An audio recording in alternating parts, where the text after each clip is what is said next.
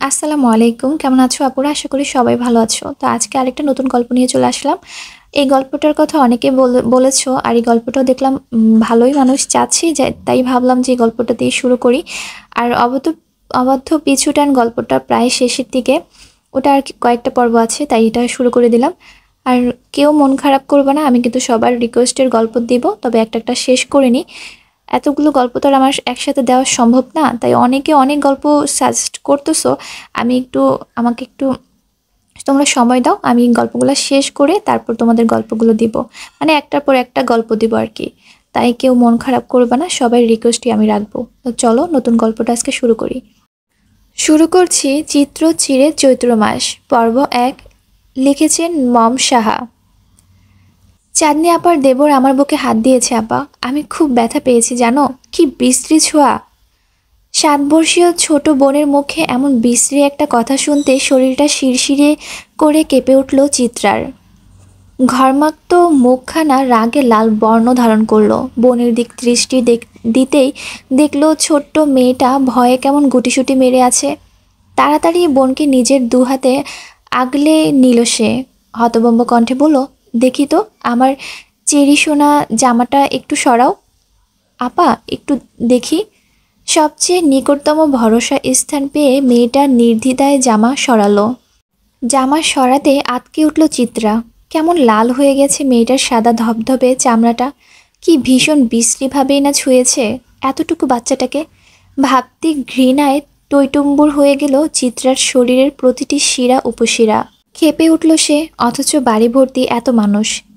ঝোঁকের বশে কিছু করে বসলে তার খেসারত না আবার ছোট চেরিকে দিতে হয়। বিরক্ত রাগ দুটো অনুভূতি মিলেমিশে একাকার হয়ে যখন আন্দোলন শুরু হলো চিত্রার মস্তিষ্কে, তখন বাহির থেকে তার ডাক পড়ল। আজ তার বড় বোন চাঁদনির গর্ভকালীন সময়ের 7 মাস পূর্ণ হওয়ার ছোটোখাটো একটা অনুষ্ঠানের আয়োজন করা হয়েছে। সেই অনুষ্ঠানেই চাঁদনি শ্বশুরবাড়ির লোকজনও এসেছে।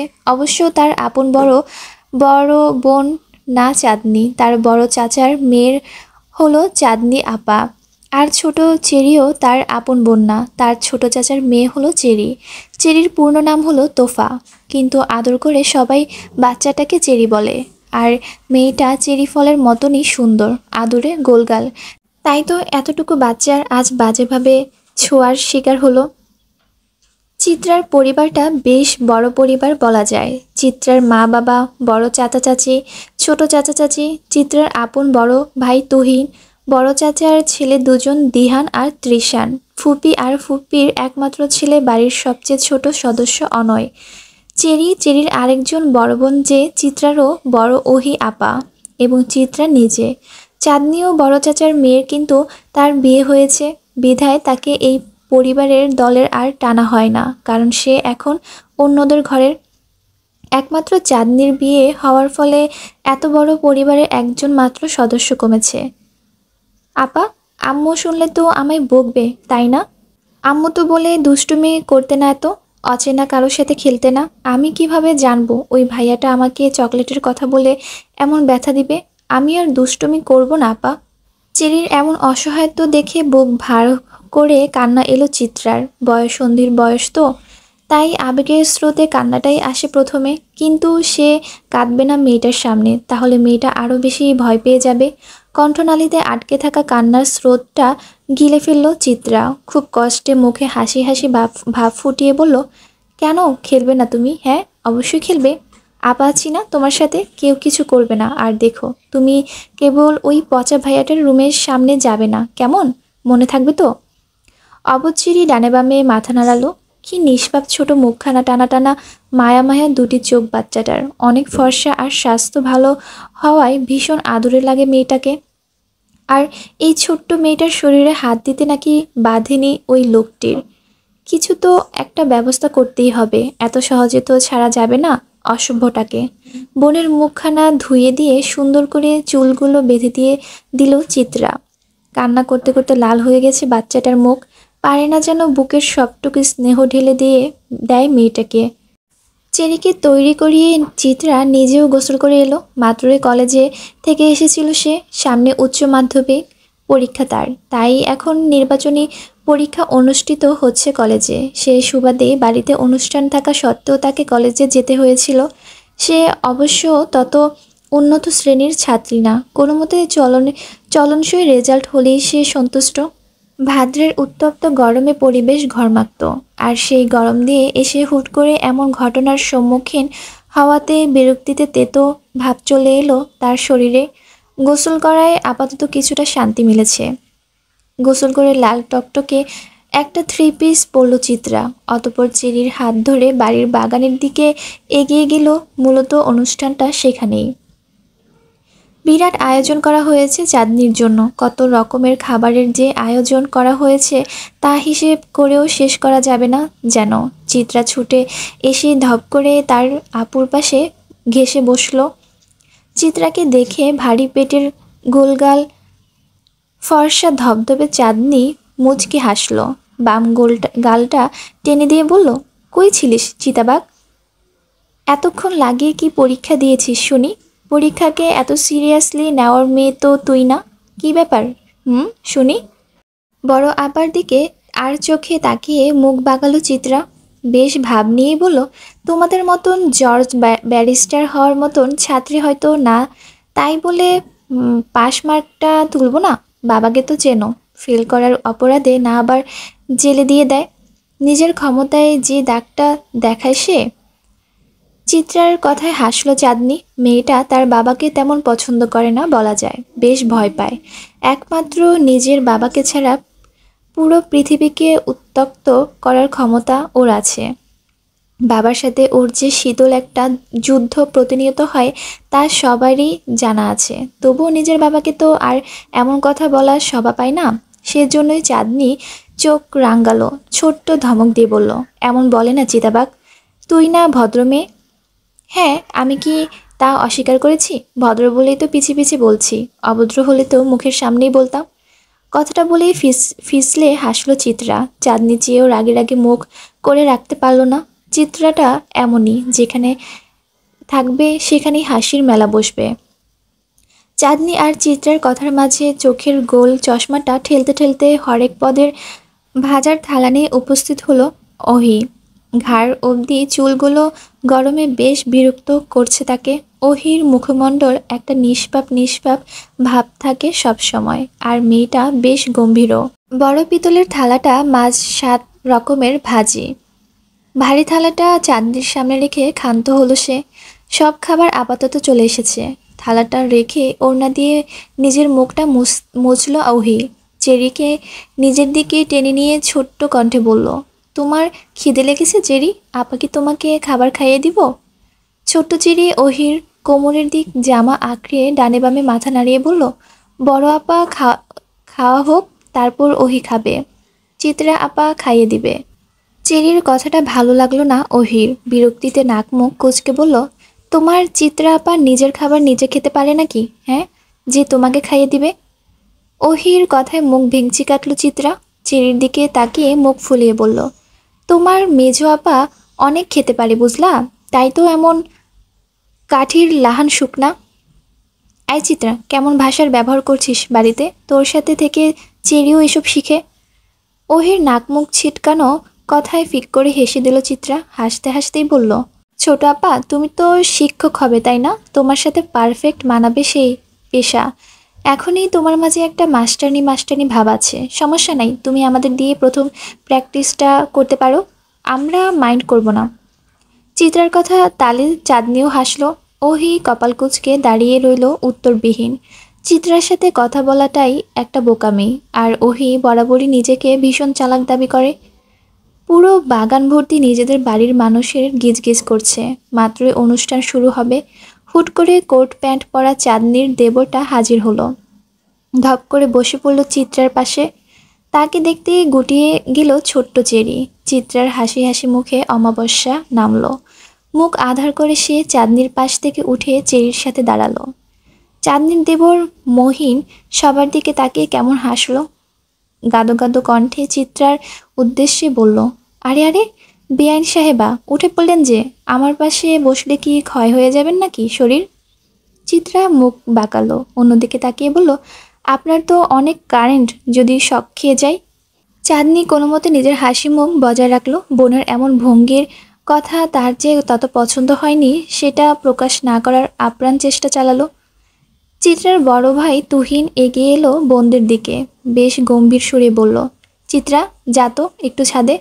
ছাদের মরিচ গাছে থেকে কালো কালো কয়েকটা মরিচ তুলে আন। জানি না চাঁদনিটা মরিচের ঘ্রাণ পেলেই খুশি হয়ে যায়। যা নিয়ে আয়। ভাইজান, বড় আপার পেটের ছোট্ট বাবুটা ঝাল খেতে পারবে? চেরির প্রশ্নে হাসল তুহিন, মাথায় আদরে হাত বুলিয়ে বলল, হ্যাঁ খেতে পারবে চেরি, ও তো খুব সাহসী বাবু, তাই পারবে। ঝাল না খেলে বড় হবে কিভাবে? ঝাল না খেলে বড় হওয়া যায় না বুঝি?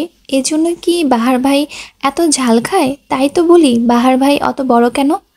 তুহিন মিষ্টি হেসে চেরির গাল টেনে দিল, অতপর চোখের ইশারায় চিত্রাকে মরিচ আনার তাগাদা দিল। যেই না চিত্রা যেতে নিবে তন্মধ্যেই চিত্রার বড় চাচি হাজির হয়।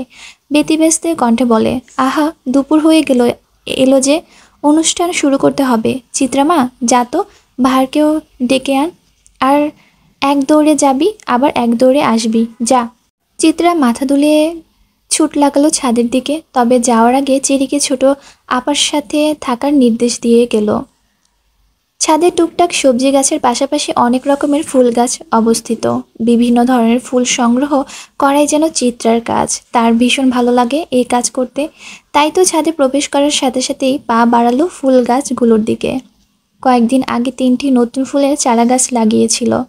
আজ সবগুলোরই কি সুন্দর হাসি হাসি ফুটন্ত মুখ দেখা যাচ্ছে। চিত্রা মুগ্ধতা সামলাতে না পেরে পত্রলেখা মসন্ধা আর রঙ্গন ফুলের গাছ থেকে একটা একটা করে ফুল ছিঁড়ে নিল। এই ফুলের গাছগুলো তত সহজলভ্য নয়। কিছুদিন আগে যখন সে এই 3টা ফুলের গাছের জন্য হাই হুতাশ করেছিল, তখনই ছাদে দেখা যায় এই ফুলের গাছ। চিত্রা জানে ভাইজান বা বড় চাচা ছাড়া কেউ এই কাজ করবে না, কারণ তারা দুজনেই চিত্রার সকল আবদার পূরণ করার জন্য সর্বদা সচেষ্ট থাকে। আর চিত্রার আবদারটাও যেন তাদের কাছেই। আনমনি ফুলগুলো মাথায় গুজাতেই পেছন থেকে ভরাট পুরুষালী কণ্ঠস্বর ভেসে এলো, এই মেয়ে, ফুল ছিঁড়ছ কেন? গাছের ফুল গাছই শোভা পায়, তাকে ছিঁড়ে নিজের চুলে গোজার মধ্যে কোনো মহত্ব নেই। গম্ভীর পুরুষালী কণ্ঠের এমন ধমকে বিরক্ত হলো চিত্রা। সেই বিরক্ত ভাব কপাল কুঁচকে ঝেড়ে ফেলে বলল, গাছটা কি আপনার? গাছটা কি তোমার? তোমারও না, গাছটা বর্তমানে যেখানে অবস্থান, তো যে মাটির উপর দাঁড়িয়ে আছে, গাছটা এখন তার। লোকটা যে বরাবরই যুক্তিতে পারদর্শী চিত্রা তা জানে, তাই এই গম্ভীর মানবকে বিব্রত বোধ করার কুটিল হেসে বলল, তাহলে আপনি তো আমার বাড়িতে অবস্থান করছেন, তাহলে আপনি কি আমার? ছেলেটা হাসলো। চিত্রার মাথায় যে অসৎ বুদ্ধির ছড়াছড়ি সেটা তার ভালোই জানা আছে, তাই 2 আঙ্গুলের মাঝে সিগারেটটার শেষ টান দিয়ে ধোঁয়াগুলো আকাশের পানে উড়িয়ে কেমন সতর্ক কণ্ঠে বলল, আমায় জ্বালাতে এসো না মেয়ে, নিজেই জ্বলে যাবে। চিত্রার মুখ ভেঙচি কাটল, গোমড়ো মুখে বলল, নিচে আপার অনুষ্ঠান শুরুর পর্যায়ে, আপনাকে ডাকছে বড় চাচি। আমি কি করব? তোমার আপা কিভাবে এত খাবার খায় সেটা দেখব? চিত্রার পারদে পারদে বিরক্তের ভাব বাড়ল। মরিচ গাছের দিকে যেতে যেতে বলল, একদম আপনার গা ছাড়া ভাব আমায় দেখাবেন না। যেতে মন চাইলে যাবেন, না হয়ে যাবেন না। অনুষ্ঠান তো আর আপনার না, যে আপনার হাতে পায়ে ধরে নিয়ে যাব। আর তাছাড়া আপনি তো সবসময় বাসায় থাকেন না, আজ আছেন বলেই ডাকছে। আমি গেলে তো তোমার হিটলার বাপ নাক মুখ কুচকাবে। যাই একটু ওনার শিরার উপশিরা বিরক্ত ছড়িয়ে আসি। চিত্রা আর কোনো উত্তর দিল না। মরিচ গাছের দিকে এগিয়ে গেল সে। লোকটার ছন্নছাড়া ভাবটা ঠিক পছন্দ না তার। বাবা মেয়ের এই দিক দিয়ে ভীষণ মিল, দুজনেই এই ছেলেকে দেখতে পারে না। বাহারের ধপাধপ চলে যাওয়ার শব্দ শোনা গেল। যেতে যেতে বলল, শোনো মেয়ে, আমি ছুঁয়ে দিলে পরে অকারণেই যাবে ঝরে, গলে যেন সে বরফ গলে না। চিত্রা তাকিয়ে রইল লোকটার দিকে। শ্যামলা ছিপছিপে গড়নের লোকটা এমন ক্ষুদ্র ক্ষুদ্র জিনিসগুলোই যেন বয়সন্ধির আকর্ষণ। মাথা ভর্তি ঝাঁকড়া চুলগুলো কেমন হেলে দুলে পড়ছে। সিগারেট ফোকে যাওয়ার পুরা ঠোঁটও যেন আরেক প্রকার মাদকতা আছে। পুড়ে যাওয়া গাঢ় খয়েরি রঙের ঠোঁটটাকে বহুরূপী ডালিয়া মনে হয়। চিত্রার ভাবনার মাঝেই নিচ থেকে হইচই ভেসে এলো। চিত্রা দৌড়ে ছাদের কার্নিশ ঘেঁষে নিচে তাকাতেই দেখলো মহিন গাল ধরে দাঁড়িয়ে আছে, আর তার সামনে বেশ গা ছাড়া ভাব নিয়ে দুহাত পকেটে গুজে দাঁড়িয়ে আছে বাহার। উফ, সত্যি লোকটা জ্বালিয়ে দিবে একদিন। ঝরঝরে রৌদ্রের ঘামে ভিজে জবজবে হয়ে আছে প্রত্যেকের শরীর, সাথে কিং কর্তব্যবিমূঢ় হয়ে গেছে আকস্মিক ঘটনায়। ধূপধাপ পা ফেলে তন্মধ্যে ছুটে এসেছে চিত্রা। মহিন গালে হাত দিয়ে অবাক দৃষ্টিতে তাকিয়ে আছে। সেও বোধহয় বুঝতে পারছে না কারণটা। তুহিন এগিয়ে এলো প্রথমে। কোনো রকমে উচ্চবাচ্য না করে শীতল কণ্ঠে প্রশ্ন করলো, কি হয়েছে বাহার ভাই? মহিন কিছু করেছে? বাহার যে সবে একটা অদ্ভুত কাজ করেছে সেটার কোনো ছাপ তার মুখমণ্ডলেই নেই, বরং বেশ স্বাভাবিক কণ্ঠে বলল, আমি মানুষকে শুধু শুধু কিছু দেই না, জানোই তো। নিশ্চয়ই সে দেওয়ার মতো কাজ করেছে, তাই দিয়েছি। তুহিন মহিনের দিকে তাকালো। বাহার সোজাসাপটা উত্তর দিবে না সেটা সে বেশ ভালো করেই জানে। বাহারের চরিত্রের সাথে সোজাসাপটা উত্তরটা আশা করাও এক ধরনের বোকামি, তাই সে দ্বিতীয় প্রশ্নটা মহিনকেই করল, কি করেছো মহিন? ততক্ষণে মহিনের হতভম্ব ভাব কেটে গেল। অবাক কণ্ঠে বলল, আমি তো কিছু করিনি। বাহার পকেটে হাত গুজেই হাসল, ক্ষীণ হাসি। কিন্তু ততক্ষণে মহিনের পরিবার খেপে গেল। হৈ হৈ করে ছুটে আসলো মহিনের মা, মানে চাঁদনির শাশুড়ি। আঙ্গুল উঁচিয়ে বাহারের দিক তাক করে দাঁত কিরমির করে বলল, এই ছেলে, এই তোমার সাহস কিভাবে হলো আমার ছেলের গায়ে হাত তোলার? কিছুই তো করলাম না আন্টি। সাহসের কি দেখলেন এখনো?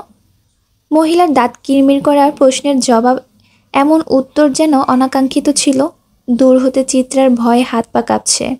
এখানে তার বাবা উপস্থিত না থাকলে হয়তো এতটা ভয় তাকে কাবু করতে পারতো না, অথচ তার বাবার জলাল চক্ষু নিয়ে তাকিয়ে আছে।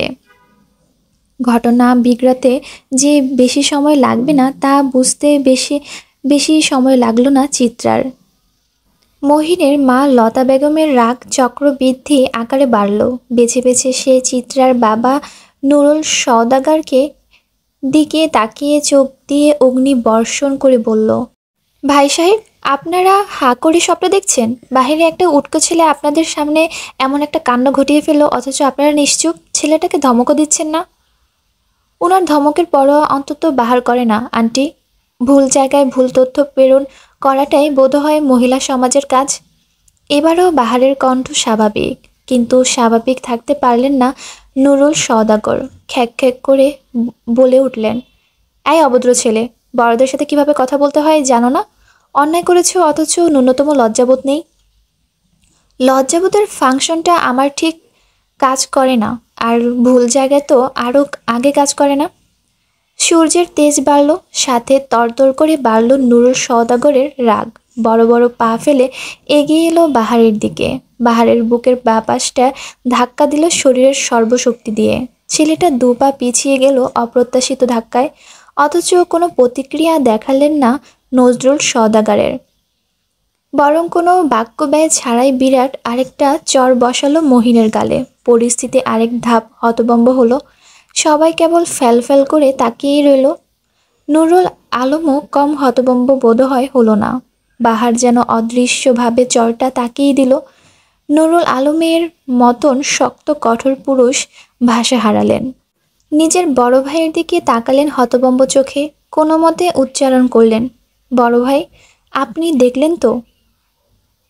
ছাদের কার্নিশ ঘেঁষে অনবরত কাক শোরগোল তুলল। পরিবেশ যেন প্রয়োজনের তুলনায় শীতল। চিত্রার বড় চাচা গলা পরিষ্কার করে যখন বাহারের দৃষ্টি আকর্ষণের চেষ্টা চালালেন, বাহার সবাইকে অবাক করে দিয়ে তথাপি শেষ চরটা মারল মহিনের ডান গালে, এবং সবাইকে অবাকের চরম পর্যায়ে পৌঁছে দিয়ে পকেট থেকে সিগারেট বের করে হেলতে দুলতে চলে গেল বাড়ির মেইন গেট পেরিয়ে। সবাই কেবল তার যাওয়ার দিক তাকিয়ে রইল। বর্তমানে এই তাকিয়ে থাকাতেই যেন উত্তম কাজ হয়ে দাঁড়ালো সবার কাছে। লতা বেগম তার পাশের চেয়ারটাই ধপ করে বসে পড়লেন। এতক্ষণে ঘটা কর্মকাণ্ডে যেন সবারই নেহাত ভ্রম মনে হলো। বাহার যখন গেট পেরিয়ে অদৃশ্য হলো, উচ্চকণ্ঠ শোনা গেল নুরুল সওদাগরের, ভয়াবহ রকমের চিল্লিয়ে বললেন, এই বেয়াদব ছেলেটা যেন এই বাড়িতে আর পা না রাখে। বিনা কারণে একটা ছেলেকে এতগুলো চর মারলো, অথচ তার ভয় আফসোস কিছুই নেই। বড় ভাই, এটার বিহিত আপনাকে করতে হবে। বাবা, বাহার ভাই অকারণে কিছুই করে না, আমরা সবাই জানি। নিশ্চয়ই আমাদের অজান্তে কিছু হয়েছে। তুহিনের কথা থামলো, তার কথার পক্ষে উত্তর দিল চাঁদনির স্বামী। লোকটা নিপাট ভদ্রলোক, খুব সহজে রেগে যান না, ভীষণ ঠান্ডা মানুষ। ঝুট ঝামেলা এড়িয়ে চলে গিয়ে জীবনের সুখী মানুষ সে। কিন্তু আজকের অনাকাঙ্ক্ষিত ঘটনার পর লোকটাও চুপ থাকতে পারলেন না। বিস্ময় নিয়ে বললেন, তুহিন, তোমার কথাই না হয় মানলাম, এতগুলো চর তো আর এমনি এমনি দেয়নি, নিশ্চয়ই কারণ আছে। বাহার ভাই এর উচিত ছিল না সে কারণগুলো বলার? এতগুলো মানুষকে এক সমুদ্র প্রশ্নের নিচে ফেলে দেওয়াটা ওনার মতন বুদ্ধিমান লোকের কাছে প্রত্যাশিত নয়। সব জায়গায় গা ছাড়া ভাবটা আদৌ মানানসই? অবস্থা বেগতিক। কথার পৃষ্ঠে শুরু হলো কথার ঘাত প্রতিঘাত, অথচ যাকে নিয়ে এত কিছু সে নির্জীব তকবের প্রস্থান করেছে। বাহার ভাইয়ের কাজটা বড্ড চোখে বাজলেও বাড়ির বেশিরভাগ মানুষই তার পক্ষে কথা বলছে। কথা কাটাকাটি যখন বাজে পর্যায়ে, তখন চিত্রার মনে হলো বাহারের পক্ষ থেকে একটা কারণ উল্লেখ করতে হবে, যেন চরটা যুক্তিযুক্ত হয়। যেমন ভাবনা তেমন কাজ করার আগেই বাড়ির সবচেয়ে গম্ভীর ঠান্ডা ওহি কথা বলে উঠল, খুব ক্ষীণ স্বরেই বলল, বাহার ভাই আমার পক্ষ থেকে চরটা মেরেছেন, ওনার দোষ নেই। অবাকের উপর অবাক হচ্ছে পরিবারের বড় সদস্যরা, ছোটরাও সেই তালিকায় বাহিরে নেই। ওহির মা ছুটে এলেন মেয়ের দিকে, ধমকে বললেন, কি বলছিস ওহি, আজে বাজে কথা বলবি না একদম। মায়ের ধমকে ভয়ে ওহির মুখটা এতটুকু হলো, তখন মেয়েটার ভরসায় হাত হয়ে এলো চিত্রার মা। এই ভদ্রমহিলা প্রচুর বুদ্ধিমতী। ওহির কথার ইঙ্গিত বুঝতে তার এক সেকেন্ডের ব্যয় হলো না, তাই নিজের ছোট যাকে চোখের ইশারায় চুপ করিয়ে ওহিকে আদরে সুরে জিজ্ঞেস করলো, আচ্ছা ওহি, বলতো মহিন ঠিক কি করেছে তোমার সাথে? অসভ্যতাম করেছে কি? ওহি উপর নিচ মাথা নাড়ল, যার অর্থ হ্যাঁ। চোখের গোল গোল গ্লাসের চশমাটা ঠেলে চোখের সাথে আটসাট করে দিয়ে নতমুখে বলল, মহিন মহিন আমার স্পর্শকাতর জায়গায় বাজেভাবে ছুঁয়েছে, সেটাই হয়তো বাহার ভাই দেখে ফেলেছে। আমি তো লজ্জায় প্রতিবাদ করতে পারতাম না, ভাগ্যিস উনি করে দিয়েছে। সবার দৃষ্টি এবার মোহিনীর দিকে পড়ল। মহিন অবাক চোখে তাকিয়ে রইল ওহির দিকে। তুহিন এসে এলোপাথারি কতগুলো আঘাত করলো তার শরীরে, ঘৃণার প্রত্যয়ের শরীরে রি রি করে উঠল। ওহি স্বভাবসুলভ বেশ ঠান্ডা মেয়ে, এই মেয়ে যে বানিয়ে বানিয়ে কিছু বলবে না সেটা সবারই জানা। লতা বেগম নিজের ছেলের বেহাল অবস্থা মানতে না পেরে ছেলের সামনে সুরক্ষার দেয়াল হয়ে দাঁড়ালেন। ছেলেকে নিজের পিছে আড়াল করে হাত জোর করে বললেন, আমার ছেলেকে আর মেরো না বাবা, অনেক তো মেরেছ, ও ক্ষমা চাইবে ওহির কাছে, এবারের মতো ছেড়ে দাও। আমি ওর আচরণে লজ্জিত, ভাবতে পারিনি আমার ছেলে এমন হবে, ক্ষমা করো বাবা। তুহিনের রাগ তখন আকাশ সমান। নিজের বাড়ির মেয়েদের সে যথেষ্ট সামলে রাখে, অথচ এই আত্মীয় নামক জানোয়ারটা নাকি বাজে আচরণ করে বেঁচে যাবে, কখনোই না। তুহিন তার বাবার উদ্দেশ্যে হুঙ্কার ছাড়ল, বাবা, এবার আপনি কিছু বলবেন না? এতক্ষণ তো অনেক কথা বলেছিলেন, ওরে এবার জেলে দেন, এত বড় সাহস ওর। হ্যারাসমেন্ট দায়ে জেলের ঘাঁটি টানবে ও, ব্যবস্থা করুন। উৎসব মুখ পরিবেশটা হুট করে ভয়াবহ রূপ ধারণ করলো। চেরিকে আঁকড়ে ধরে নিরুত্তর দাঁড়িয়ে রইল চিত্রা। সওদাগর বাড়ির সকল সদস্যই বেশ চতুর। আত্মীয়দের মাঝে এমন বিশ্রী ঘটনা ঘটলে তাদের বড় মেয়ের সংসারের যে আঁচ আসতে পারে সেটা তাদের ঢের জানা। পাড়া প্রতিবেশী তন্মধ্যে ছিছি শুরু করলো, তিলকে তাল বানালো। ওহির চরিত্রে কিঞ্চিত কালি ছোড়াছুড়ি হয়ে গেল।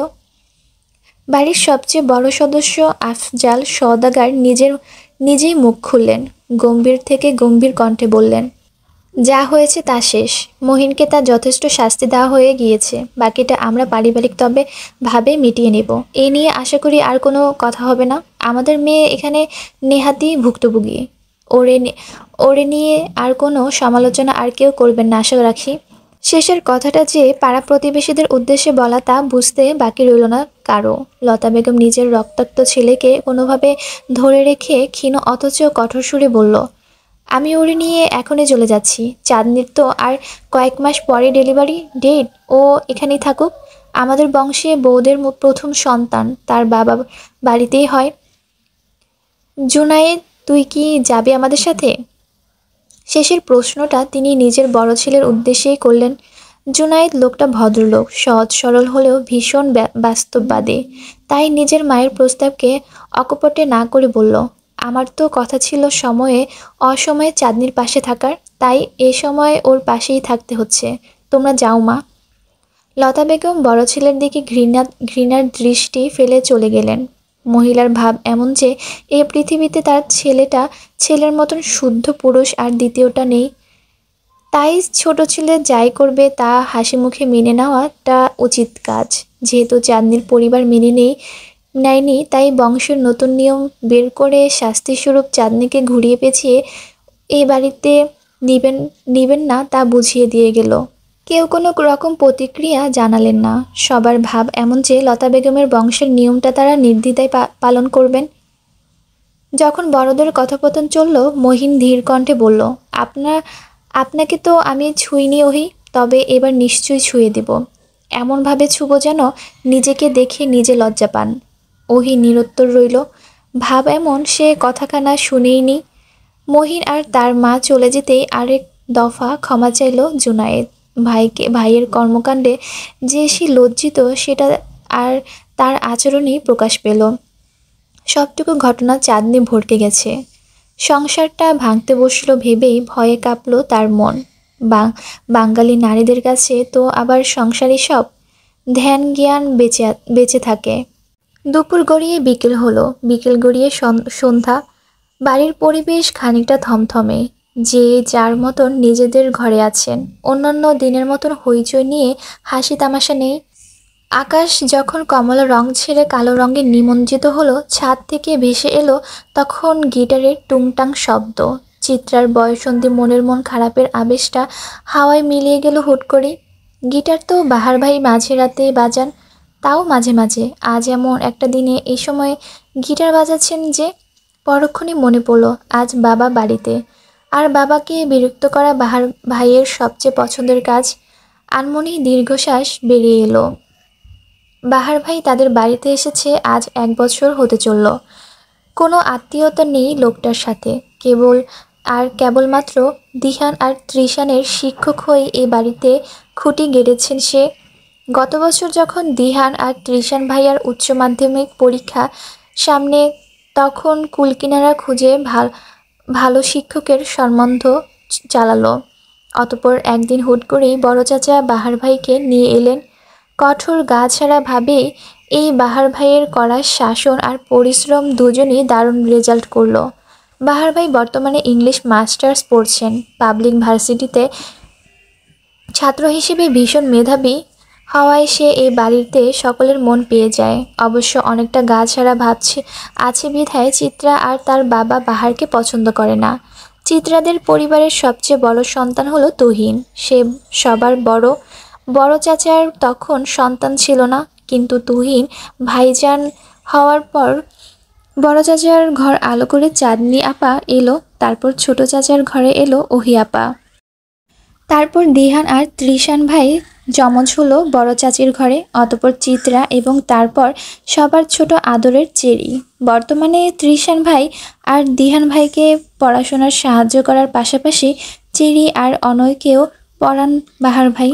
এলাকায় মোটামুটি বাহার ভাইয়ের একটা পরিচিত আছে, কারণ সে সবাইকে বেশ সাহায্য করেন। নানান রকম কথা ভাবতে ভাবতে ছাদের দিকে পা বাড়ালো চিত্রা। বাহার ভাই তো আজ দুপুরে খায়নি, এখন খাবেন কিনা জিজ্ঞেস করতেই ছাদের দিকে পা বাড়ালো। ছাদের চিলেকোঠার মধ্যেই বাহার ভাই থাকেন। থাকার খরচ না দিলেও খাবার খরচ বাহার ভাই দেন। তার এক কথা, অন্যের থালে খেয়ে খোটা কামাতে পারবেন না। ছাদের দরজার সামনে আসতে অস্বচ্ছ গিটারের শব্দটা তুমুল হলো। বাহার ভাইয়ের গলা ছেড়ে গানের শব্দ এলো। রক্তের সাথে মানুষগুলি করে বেইমানি, স্বার্থের কারণে মানুষ হয় হারামি, আবার চলার পথে সুখ দুঃখে পর আপন হয়। আমি শুধু আমার আপন কথা মিথ্যে নয়। চিত্রা মনোযোগ দিয়ে তাকালো মানুষটার দিকে। হাঁটু অবধি প্যান্ট পরা, ফুটপাতের খুব সস্তার একটা ছাই রঙা পাতলা টি শার্ট গায়ে, চুলগুলো এলোমেলো, সাথে সিক্ত বোধ হয় গোসল করেছে। মানুষটার বেলা অবেলা অদ্ভুত কাজ করার শখ। তন্মধ্যে গান থামিয়ে সিগারেট ধরল বাহার। পরিবেশ তখন নিশ্চুপ প্রায়। এর মাঝেই ধপধপ পা ফেলে কে যেন ছাদের দিকে আসছে মনে হতেই দরজার আড়ালে লুকালো চিত্রা। ভেবেছিল মা চাচির মধ্যে কেউ এসেছে, কিন্তু চিত্রাকে অবাক করে দিয়ে ওহি হাজির হলো, হাতে তার ঢেকে রাখা থালা। চিত্রা ফ্যালফ্যাল নয়নে তাকিয়ে রইল। ওহি আপা কিনা খাবার এনেছে, এক গ্লাস পানি খায় না যে সে নাকি আজকাল বাহারের জন্য খাবার আনছে। ওহি চুলগুলো দোলাতে দোলাতে ছাদে পা রাখতেই হাঁপ ছেড়ে বাঁচল চিত্রা। অতপর বাহারের মতন করে আনমনি বলল, শুনো মেয়ে, বাহার ছুঁয়ে দিলে পরে অকালে যাবে ঝরে, গলে যাবে যে বরফ গলে না। চিত্রার গান থামতে ছাদ থেকে হাসির শব্দ ভেসে এলো। পরক্ষণে বাহারের কণ্ঠ ভেসে এলো, চিন্তা নেই মেয়ে, কারো একদিন হব, কারো এক রাত হব, এর বেশি রুচি কারো হবে না। চিত্রার চোখ অবাকে বড় বড় হয়ে গেল। তবে তার গান কি বাহার ভাই শুনে ফেলল?